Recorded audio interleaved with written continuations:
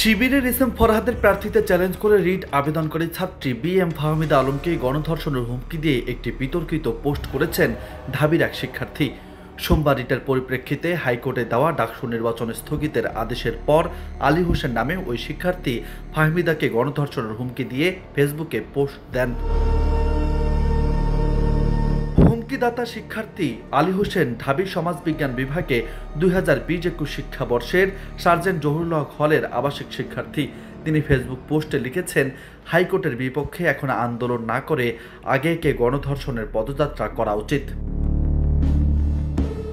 Writ দাখিল করা BM. Fahmida Alam বামপন্থী 3টি ছাত্র সংগঠন সমাজতান্ত্রিক ছাত্র ফ্রন্ট, ছাত্র ইউনিয়ন ও বাংলাদেশ ছাত্রলীগ BCL এর সমর্থিত অপরাজেয় 71 অদম্য 24 প্যানেল থেকে মুক্তিযুদ্ধ ও গণতান্ত্রিক আন্দোলন বিষয়ক সম্পাদক পদে প্রতিদ্বন্দ্বিতা করছেন।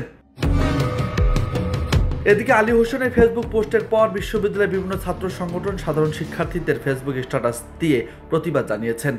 পোস্ট দেওয়া শিক্ষার্থী আলী হোসেন শিবির কর্মী বলেও দাবি করছেন কেউ কেউ। তবে এ বিষয়ে ডাকসুর জিএস প্রার্থী ও শিবিরের ঢাবি সভাপতি এস.এম. ফরহাদ বলছেন, ঢাকা বিশ্ববিদ্যালয়ে যে শিক্ষার্থীর বিরুদ্ধে এই অভিযোগ এসেছে সে ছাত্র শিবিরের সঙ্গে জড়িত নয়।